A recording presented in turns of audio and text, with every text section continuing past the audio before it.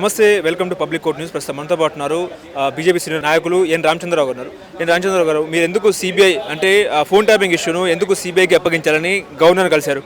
So CBI అనేది ఒక larger investigating agency ఒకటి.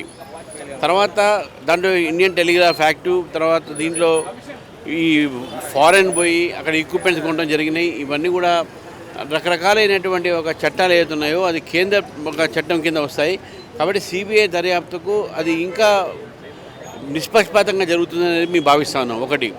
రెండోది, గతంలో కూడా జరిగినటువంటి ఒక కాళేశ్వరంలో కానీ ఇంకా ఇతరులో కానీ ధరలీలో కానీ ఇంతవరకు ఎటువంటి చర్య లేదు. వీళ్ళు ఓన్లీ తప్పులు చూపెడుతున్నారు కానీ దాని మీద యాక్షన్ లేదు. కాబట్టి సిబిఐ దర్యాప్తు చేస్తేనే అసలు వాస్తవాలు బయటకు వస్తాయని చెప్పి భావిస్తాం. ఓకే, ఈరోజు కాంగ్రెస్ తుక్కుగూడ సభ వాళ్ళేమో 5 న్యాయ 25 గ్యారంటీ అని చెప్తున్నారు కాంగ్రెస్ వాళ్ళు.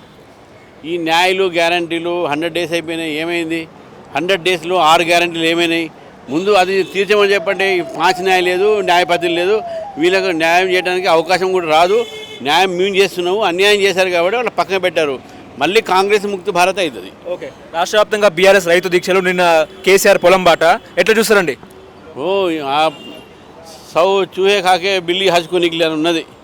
ఇన్నాళ్ళు రైతును పట్టించుకునేటువంటి వ్యక్తి ఏదో రైతు బంధు ఇస్తా అని చెప్పేసి కొన్ని రోజులు ఎలక్షన్స్ రాగానే ఇవ్వడము, తర్వాత బంద్ చేయడము, రైతుల ఆత్మహత్య కూడా వారి సమయంలో చాలా జరిగినాయి. రైతులను పట్టించుకునేటువంటి వ్యక్తి ఇప్పుడు రైతుల గురించి మాట్లాడుతున్నారు కాబట్టి ఇది వింతగా ఉందని చెప్పి భావిస్తాం. ఓకే, ఎన్నికలు అయిపోయిన తర్వాత 50,000 మంది రైతులతో మేడిగడ్డకు తీసుకెళ్తామని చెప్పేసి కేసీఆర్ చెప్తున్నారు. అంటే కేసీఆర్ ఎంతమంది తీసుకుపోవచ్చు వారికి, కానీ దేనికి తీసుకుపోతుండ్రు? అంటే మేడిగడ్డ తీసుకుపోయో లేకుంటే కాళేశ్వరం తీసుకుపోయో ఈ విధంగా కట్టినాను, మీకు అన్యాయం చేశాను, మిమ్మల్ని క్షమాపణ కోరుతూ తీసుకుపోతున్నా, దేనికి తీసుకుపోతున్నాం? ఏది ఉన్నప్పుడు కూడా రైతులతో రాజకీయాలు చేయకూడదు.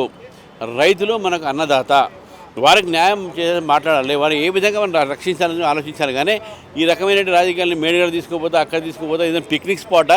వాళ్ళు అక్కడ ఆకలితో తెస్తూ ఉంటే, కష్టపడి తెస్తూ ఉంటే, వానలు లేక తెస్తూ ఉంటే, నీళ్ళు లేక తెస్తూ ఉంటే, కరెంట్ లేక తెస్తూ ఉంటే వాళ్ళకి అది అడగాలి. కానీ నేను మేడిగడ్డ తీసుకుపోతా ఇది పిక్నిక్ స్పాట్ అనుకుంటా ఇంతమంది రైతులు తీసుకుపోవడానికి. ఓకే, ఇప్పుడు హరీష్ రావు చెప్తున్నారు కేవలం బీజేపీ రాముని ద్వారానే రాజకీయాలు చేస్తుంది. కేటీఆర్ కూడా మీ మీద కొన్ని వ్యాఖ్యలు చేశారు. రాముని మొక్కుదాం, బీజేపీని తొక్కుదాం అన్న వ్యాఖ్యలు ఎట్లా చూస్తారు?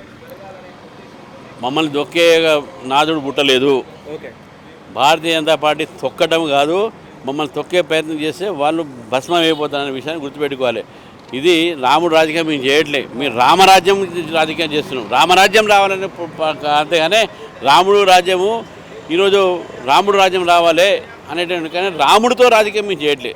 రాముడితో రాజకీయం చేస్తుంది Majlis party, TRS party, Congress party. Okay, Congress party అధికారంలోకి వస్తే పాలమూరు మేడారానికి జాతీయ హోదా కల్పిస్తామని చెప్పేసి కాంగ్రెస్ చెప్తుంది, నిజమే అంటారా?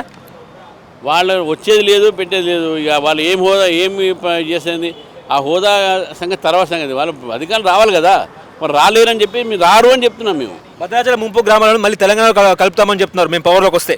అది చట్టపరమైనటువంటి, మళ్ళీ పార్లమెంట్ రావాల్సిందే, మళ్ళీ 2 రాష్ట్రాల మధ్య కూర్చోవాల్సిందే. అప్పుడు చూసాం మనం. వారు ఇంకా ఇద్దరు డిమాండ్ అయితే ఎవరి దగ్గర రాలేదు కదా. అది వాళ్ళు 14 సీట్లు అంటారు కాంగ్రెస్ వాళ్ళు. మీకు ఎన్ని సీట్లు వస్తాయి ఈ పార్లమెంట్ ఎన్నికల్లో? వాళ్ళు 14 సీట్లు అనేది మా కోసం, వాళ్ళ కోసం కాదు. మాకు 14 వస్తాయని చెప్పారు. బీజేపీ 14 వస్తాయని చెప్తున్నారు వాళ్ళు. అది కరెక్టే, బీజేపీ 14 వస్తాయి.